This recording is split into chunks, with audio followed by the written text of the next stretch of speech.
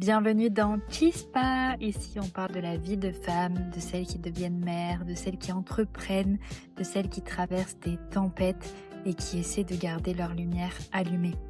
Chispa, c'est une étincelle, un espace sans tabou pour mettre des mots sur ce que l'on vit quand tout change. Pour faire vivre ce podcast, n'hésite pas à liker ou à le partager. Je suis ravie que tu sois là. Installe-toi, on commence. Hello les filles. Aujourd'hui, on va parler d'une émotion qu'on nous a appris à cacher, à enterrer, à ne jamais montrer pour rester une fille sage. C'est la colère. Pas la colère qui détruit, mais la colère qui crée. La colère créative. L'objectif de cet épisode, ça va être de réhabiliter la colère en la transformant d'émotions interdites en outil de création et de souveraineté, de démystifier le poids historique des injonctions, vous allez voir avec un mot qu'on utilise souvent, et une histoire ici du Sud-Ouest pour libérer la culpabilité. Et enfin, je vais vous donner à travers tout l'épisode une méthode concrète que j'ai appelée la méthode VAS pour passer du ressenti physique à une action alignée, qu'elle soit business ou personnelle, sans peur de déplaire. Donc, on commence. Donc, la méthode VAS, comme je vous ai dit, le V, c'est pour vibration. La vibration pour comprendre le signal qu'il y a en toi. Donc, ce qui m'a donné envie de faire cet épisode, c'est une anecdote personnelle, c'est la colère que je ressens, je vous en ai parlé dans l'épisode 0, que je ressens à divers moments de ma vie. C'était plutôt rare jusqu'à présent, mais ça s'est intensifié depuis que je suis maman. Et en fait, j'essaye de mettre des mots sur cette colère parce que sinon, ça va me bouffer. Et en fait, ce qui m'a donné envie de faire cet épisode, c'est vraiment le choc intergénérationnel et l'incompréhension avec les gens qui m'entourent. Et c'est peut-être le cas avec vous. Et je trouve qu'il y a une culpabilisation constante et une remise en question constante des choix que je fais, alors que je pense que je fais des choix qui sont quand même assez sensés et ils sont surtout bénéfiques pour mon bébé, notamment l'allaitement. Et c'est vrai que c'est très très compliqué à gérer parce qu'en fait, ça vient de personnes qui ont elles-mêmes eu des enfants, qui ont elles-mêmes plus ou moins vécu la même chose et qui quand même se permettent de te faire culpabiliser, de remettre en question tes choix, alors que concrètement, enfin, je comprends pas déjà le principe. Et en plus, c'est une remise en question qui n'a pas lieu d'être, vu que sincèrement, je pense que l'allaitement, c'est ce qu'il y a de mieux pour un bébé. Après, on va pas rentrer dans le débat si vous voulez allaiter, pas allaiter, chacun fait comme il veut. Mais il n'y a pas de débat sur le fait que si on veut allaiter, on peut allaiter et on allaite. Il n'y a pas mieux, en fait, que le lait maternel pour son bébé. Bref, donc je vais pas rentrer dans les détails ici, mais c'est vrai que ça me crée une colère et du coup, je me suis dit que j'allais utiliser cette colère à bon escient pour essayer de structurer ça et de le partager avec vous dans cet épisode parce que en fait ça peut toucher à tous les prismes de notre vie perso ou pro, ce sentiment de colère et surtout comment l'accueillir en tant que femme parce qu'on nous a bridés depuis toute petite à être sage, à ne pas trop élever la voix et à accepter ce qu'on nous disait. Donc voilà, il y a vraiment plusieurs prismes à prendre en compte avec ce sentiment de colère qu'on ressent, mais ensuite, qu'est-ce qu'on en fait? Alors, la première partie, du coup, le V de vibration, c'est vraiment déjà comprendre et ressentir ce sentiment. Donc, que ce soit la colère ou une autre émotion, vraiment l'accueillir, essayer de voir d'abord où est-ce qu'elle se loge dans votre corps. Moi, dans mon cas, c'est vraiment au niveau du plexus solaire que ça commence à faire une grosse boule et que je sens en fait que ça va pas tarder à exploser. Et en général, ce que je fais, c'est que c'est peut-être inconscient parce que sur le moment, j'arrive pas trop à prendre un peu de hauteur et à l'analyser comme ça, mais ce que je fais en général, c'est que je me ferme complètement et je ne parle plus et j'essaye d'attendre que ça passe ou de m'éloigner, de partir ou faire autre chose pour pas que ça explose parce que je sens que ça va exploser et justement, ce serait pas bénéfique si ça finissait par exploser. Donc l'idée c'est déjà voilà de comprendre la sensation qu'on a, dans notre corps, essayer de trouver où est-ce qu'elle se loge. C'est le plexus solaire, la gorge, le dos, les bras, si vous commencez à crisper la mâchoire. Voilà, ça peut être différent selon chacune, mais déjà physiquement l'identifier pour, prendre, de la hauteur et ce sentiment un peu de distance avec l'émotion et se dire: «OK, il se passe ça, il y a un message que je dois écouter». C'est une petite notification, en fait, de notre corps qui, qui veut nous dire quelque chose. Et si jamais tu ressens ça à un moment où tu peux pas t'échapper, où tu es, bloqué, tu peux pas exploser, tu peux rien dire parce que c'est ta hiérarchie ou ta famille ou enfin je sais pas, tu es en repas de famille ou tu es avec des gens que tu connais pas trop, enfin tu veux pas, exploser et ne pas faire de dégâts. Ce que tu peux faire, la première clé que je veux te partager dans cet épisode, c'est, la posture de la montagne, le Tadasana si vous faites du yoga. C'est vraiment la posture de s'ancrer au sol et de prendre l'énergie qui vient du sol à travers les pieds pour essayer de se canaliser. Vous allez voir plus tard que le but de cet épisode, c'est pas vraiment de se canaliser, de se taire, mais plutôt de voir comment on peut transformer cette émotion en quelque chose justement de productif. Mais je pense quand même qu'il y a un moment, au moment où on le ressent et on est en plein dans cette émotion qui nous prend de court, il faut quand même prendre un peu de recul et l'apaiser de prime abord. Donc la posture de Tadasana, la posture de la montagne, en général, ce qu'on fait en yoga, c'est qu'on la fait debout. Donc si vous êtes debout en train de m'écouter, ce que vous pouvez faire, c'est vraiment poser vos 2 plantes de pied bien au sol, bien ancrées, peut-être les jambes, écartées au niveau des hanches. Ce que vous pouvez faire aussi si, personne ne vous regarde et que vous êtes seul, c'est, étendre, les mains avec les paumes de main vers le haut et respirer et essayer de canaliser. Évidemment, si vous êtes dans un moment comme je vous l'ai décrit juste avant, où il y a quelqu'un en face de vous et où vous ne pouvez pas exploser, c'est faire une posture de la montagne, Tadasana, un peu améliorée, un peu modifiée. C'est-à-dire que si vous êtes assise, pareil, vous pouvez vous asseoir, bien vous ancrer sur votre chaise, bien sentir, les os de vos fesses bien appuyés sur la chaise et les plantes de pied au sol, voilà, les jambes bien à 90 degrés. Et pareil, si vous voulez, vous pouvez mettre les mains, sur vos cuisses ou les paumes de main vers le haut. Et si vous êtes debout face à quelqu'un, juste ancrer les pieds, peut-être élargir un peu les jambes aux largeurs des hanches et voilà, essayez de ressentir la terre qui est sous vous et vous concentrer sur ça juste pendant les quelques secondes pour désamorcer cette, cette énergie, cette émotion qui vous envahit. Et en même temps, essayez de voir où est la sensation et essayer de la fluidifier un peu en se disant: «Allez, ça va aller, je respire, je m'ancre, je focus mon attention sur autre chose» pour, ne pas, disjoncter d'un coup. Voilà, donc ça, c'était la 1re clé. Et pour cet épisode, j'ai fait quelques recherches avant, d'enregistrer et je suis revenue à un mot que vous avez dû entendre souvent, c'est le mot hystérique. En fait, dès qu'une femme est en colère, j'ai l'impression qu'on la traite d'hystérique. C'est-à-dire que dès que tu élèves un peu la voix ou que tu réagis du tac au tac ou que tu dis ce que tu penses, tout de suite c'est hystérique. Ou alors, l'autre version c'est, «Mais, tu tes règles ou quoi?» «Ah bah non, mais moi ce genre de truc ça me fait disjoncter».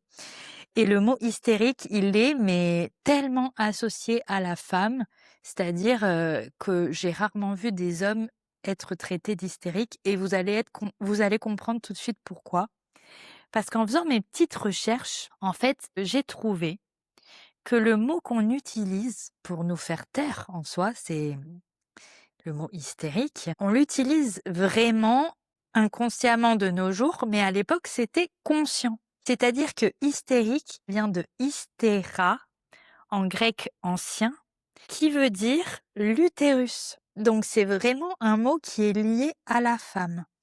Je vous explique. Pendant des siècles, la médecine a prétendu que l'utérus était un organe voyageur qui se déplaçait dans tout le corps et qui causait des troubles mentaux chez la femme. En gros, si t'es en colère ou si t'es frustré, si t'es pas en accord, c'est ton utérus qui te rend malade.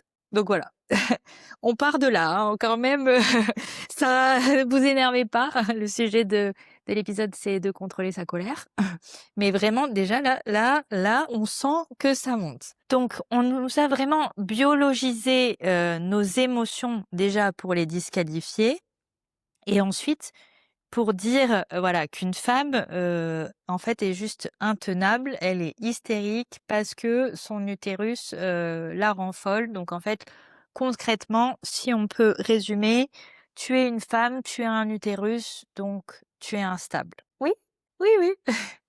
C'est bien ça, et c'est un mot qu'on utilise encore. Voilà, donc ce mot hystérique, la prochaine fois que vous l'entendez, rappelez-vous que ça vient du mot utérus, et que voilà, ça signifie vraiment l'instabilité de la femme, de par son utérus qui voyage dans son corps et qui la rend malade. Et quand ce genre de mots ne suffisait pas, on a aussi vu au sein de notre histoire et même notre histoire régionale, si vous habitez dans le sud-ouest comme moi, mais c'est arrivé aussi dans de nombreuses autres régions en France et à l'étranger, on a utilisé des moyens beaucoup plus radicaux que juste un mot, et notamment la chasse à la sorcière.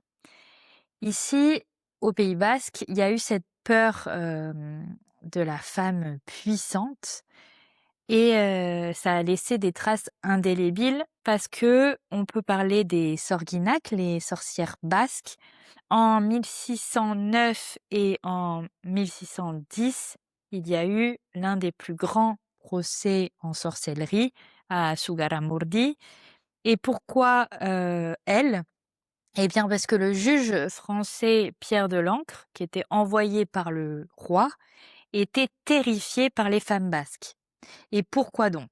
C'est la grande question. Qu'est-ce qui dérangeait les hommes à l'époque de la Grèce antique ou en 1600, et qui est quand même encore bien ancré dans notre culture et notre société actuelle? Le pouvoir. Le pouvoir des femmes. Parce que pendant que les hommes étaient en mer pour la pêche à la baleine, c'était les femmes en fait qui géraient tout. La terre, l'argent, les soins, la communauté, elles étaient indépendantes, elles connaissaient les plantes, elles avaient un savoir ancestral, elles géraient tout. Et elles le géraient très bien. Et ça faisait peur. En fait, la sorcière, comme on l'a appelée, c'était simplement une femme qui n'a pas besoin de tutelle. Aujourd'hui, quand on va à Zugarramurdi, on voit des petites figurines de sorcières sur un balai avec un chapeau noir en mode Harry Potter, mais c'était pas du tout ça. Les sorcières, à la base, c'était des femmes qui étaient indépendantes, qui avaient un savoir-faire et des connaissances sur toutes les plantes qui les entouraient pour pouvoir soigner, pour pouvoir accoucher, pour pouvoir guérir.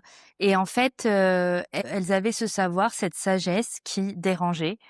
Et c'est ça en fait qui leur apportait préjudice. C'est un truc de fou. Elles géraient bien pendant que les hommes n'étaient pas là, et ça s'est retourné contre elles. Elle n'avait pas besoin de tutelle, et sa colère ou sa résistance était vue comme un pacte avec le diable.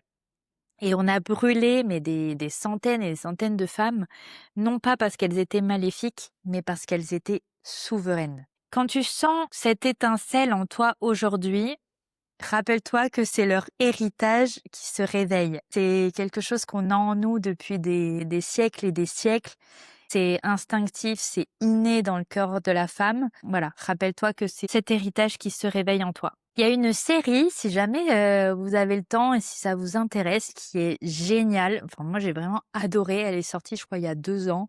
C'est une série française en plus. Et elle est tournée au Pays Basque et j'ai vraiment adoré. C'est une série France TV qui s'appelle Les Filles du Feu et le replay est actuellement disponible sur France TV.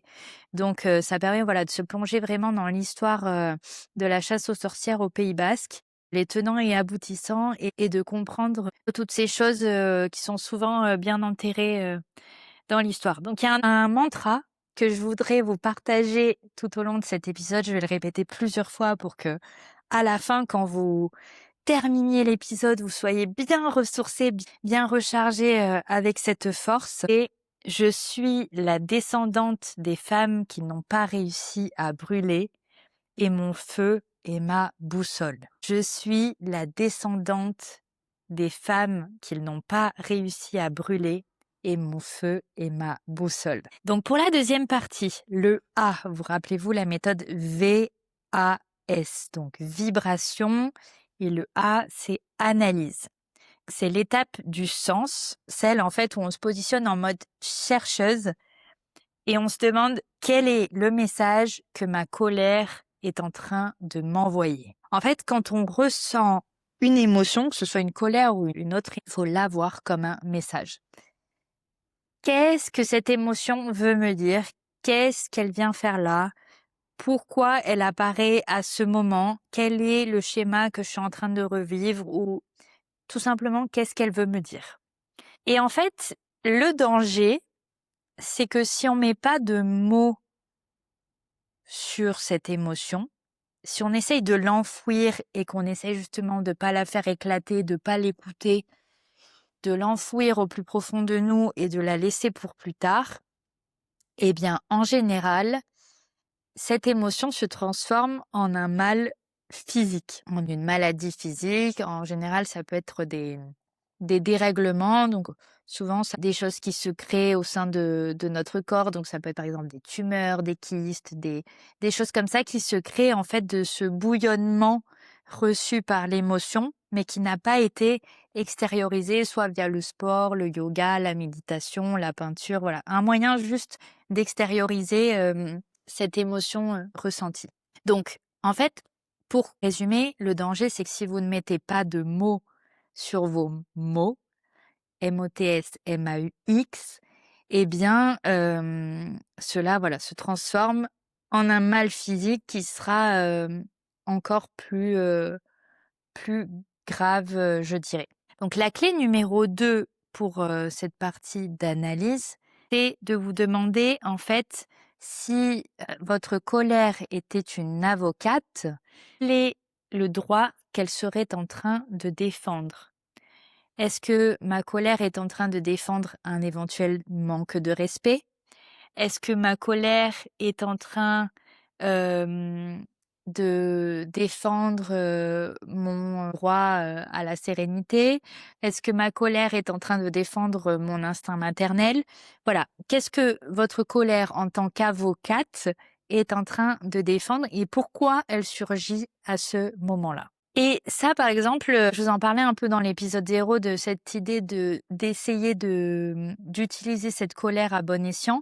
C'est ce que j'ai fait, en fait, à titre personnel, c'est-à-dire quand je ressens une émotion qui est assez forte et où je sens qu'il y a une réelle injustice, quelque chose qui me dérange profondément, plutôt que de le garder en moi, bien maintenant, j'essaye de la convertir en quelque chose d'utile et à bon escient. J'essaye vraiment de transformer cette émotion en colère créative et en fait c'est ce que je fais dernièrement avec tous mes contenus et notamment avec ce podcast, c'est la transformer en quelque chose de palpable, mettre mon énergie dedans et faire en sorte que ça puisse servir à d'autres femmes et qu'on se sente moins seul et qu'on rallume notre étincelle et que on se réunisse en communauté et qu'on arrête de subir, de se taire et de faire le dos rond. Vraiment,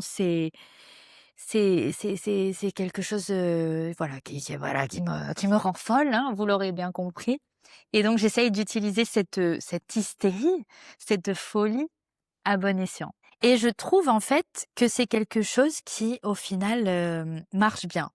Parce que je me rends compte que depuis que je suis plutôt, sans filtre, que j'ai arrêté de me demander: «Est-ce que ça va plaire? Qu'est-ce que les autres vont en penser? Qu'est-ce que ma famille va en penser? Est-ce que je vais déranger quelqu'un ou pas?» Depuis que j'ai arrêté de me poser ces questions, je me rends compte que mon audience grandit beaucoup plus, c'est beaucoup plus authentique, que ça permet des échanges beaucoup plus riches et sincères et que en fait, ce feu intérieur, il se transforme en une force, renouvelable parce qu'en fait, elle se répand, avec ensuite les gens qui font vivre le contenu. Dans mon cas, c'est le contenu, mais ça peut quand je parle de contenu, c'est, photos, vidéos, posts, voilà, sur les réseaux sociaux, podcasts et cetera. Et moi, je parle de contenu parce que c'est mon métier, je travaille, dans la communication digitale, mais vous, ça peut être sur autre chose. En fait, c'est juste trouver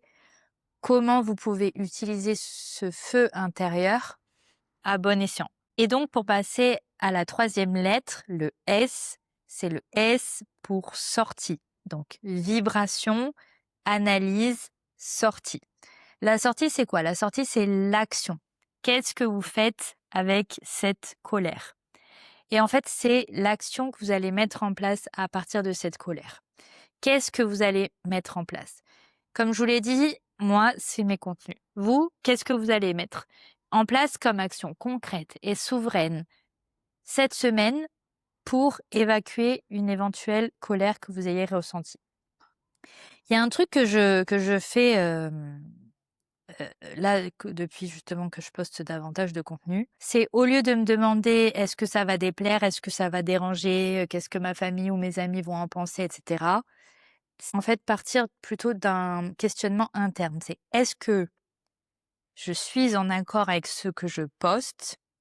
Est-ce que j'en aurais honte ou est-ce que ça peut me porter préjudice dans, dans 10 ans? Si la réponse est non, eh bien, je m'autorise à le poster. En fait, plutôt que de partir d'un œil extérieur de est-ce que les autres m'autorisent à le poster parce qu'ils vont peut-être mal le prendre, c'est plutôt est-ce que Léa est droite dans ses bottes? Est-ce que je suis en accord avec ce que je partage? Est-ce que ça va à l'encontre de mes valeurs? Est-ce que ça peut rendre service à quelqu'un? Est-ce que j'en aurai honte dans 10 ans? Voilà. Si j'en ai pas honte dans 10 ans, que c'est en accord avec mes valeurs et que je ne fais de mal à personne, je m'autorise à le poster. Du coup, il y a vraiment cette idée d'avoir de courage de s'autoriser à déplaire. Parce que avec la notion d'hystérie, la notion de fissage, etc., en fait, on a vachement appris à être la petite fille gentille qui cherche constamment l'approbation de sa famille d'abord, de son papa, de sa maman, puis plus largement de sa hiérarchie, de ses amis, constamment une validation du monde extérieur, se sentir valorisé. Et quand on commence à déconstruire tout ça, il y a cette idée de courage d'être soi-même et surtout de s'autoriser à déplaire, de se dire qu'en fait, notre valeur ne dépend pas des autres, elle dépend de notre intérieur. Et ça, c'est très, très, très, très, très dur, vraiment même pour moi au quotidien, c'est de dissocier sa valeur de ce que pensent les gens. Et qu'est-ce que vous pourriez mettre, vous, en place? C'est la troisième clé du coup. Qu'est-ce que vous pourriez mettre en place, vous, pour vous autoriser à avoir ce courage de déplaire? Quel est le pacte que vous pouvez faire avec vous-même pour, cette semaine, transformer, cette boule dans votre plexus solaire si vous commencez à ressentir de la colère, la transformer en action, que ça plaise ou non aux gens autour de vous? Voilà, donc ça c'est la troisième clé, c'est demandez-vous, quel est le pacte que vous pouvez faire avec vous-même et on peut commencer petit, il n'y a pas de jugement de valeur sur les étapes à suivre. Donc pour récapituler, la colère, c'est un message, c'est un signal de respect de soi, je trouve. C'est en fait une atteinte à vos limites, qui est franchie et c'est ce petit signal en fait de dire stop. Donc il faut trouver le moyen de le dire. J'ai toujours des injonctions bien ancrées, hein, de pas être impoli, de sourire, de pas manquer de respect, et cetera. Bon, je pense que c'est quand même la base. Le but, c'est que même si on est en colère ou autre, il faut réussir à l'apaiser et à la tourner et à expliquer quand même de manière, sincère certes, mais respectueuse parce que si nous on veut le respect, bah, il faut aussi le donner, dans l'autre sens. Mais c'est vrai que quand on nous manque de respect, qu'on franchit, nos limites et que nous, on est là à prendre de la distance sur notre émotion en disant: je vais pas exploser, je vais essayer d'être plus mature et de faire mieux que la personne qui est en face de moi à l'instant T. Ça demande, voilà, du courage, de la sagesse, de la maturité. Mais voilà, ça fait partie du signal que on est en train de se respecter et que justement on ne stocke pas, enfin, on a d'abord le signal et après comment on l'utilise pour ne pas stocker cette énergie qui peut être négative dans notre corps et essayer de l'extérioriser d'une manière ou d'une autre qui soit, utile ou, même si elle n'est pas utile, même si c'est juste de la peinture, de la méditation, du yoga ou quoi, c'est pas utile en soi à quelqu'un d'autre ou à la société, mais ça c'est utile pour vous parce que ça permet d'extérioriser. Donc je vous rappelle les 3 clés que je vous ai partagées dans cet épisode. La première clé, c'est la posture de la montagne. Tadasana, c'est d'abord, de poser les pieds au sol, de vraiment sentir les plantes des pieds au sol qui puisent l'énergie du sol. Si vous êtes assise, les jambes bien à 90°. Si vous êtes debout, les jambes écartées au niveau des hanches. Vous pouvez bien ouvrir vos mains soit sur vos cuisses, soit vers l'extérieur pour vraiment canaliser, faire bouger cette énergie que vous ressentez. La deuxième clé, c'est vous poser la question si ma colère était une avocate, quel est le droit qu'elle serait en train de défendre? Pour essayer de comprendre et de traduire le message que vous envoie, cette émotion. Et la troisième clé, c'est transformer, cette boule que tu as dans ton plexus solaire ou ce nœud dans la gorge ou dans le ventre ou cette douleur dans le dos, dans les épaules, dans les cervicales, dans la mâchoire, peu importe où se loge, pour toi, la colère, comment tu la transformes en une action concrète pour l'évacuer. Et j'aimerais répéter ce super mantra que je vais me répéter, toute la semaine et plus si affinité. Je suis la descendante des femmes qui n'ont pas réussi à brûler et mon feu est ma boussole. Je suis la descendante des femmes qui n'ont pas réussi à brûler et mon feu est ma boussole. Voilà, j'espère que ce feu intérieur allumera quelque chose de plus grand, un flambeau qui illuminera votre chemin et que vous serez plus apaisé la prochaine fois que vous sentirez ce sentiment de colère, que vous penserez à moi, que vous respirez un bon coup et que vous vous direz: «C'est l'avocate au fond de moi qui me défend et qui défend mes limites». Voilà, n'hésite pas à rallumer ton étincelle, à la faire grandir, à t'autoriser à vivre même si ça peut déplaire à quelques-uns. Je te souhaite une très, très bonne semaine. Je te remercie pour ton écoute et je te dis à très bientôt. Ciao, ciao.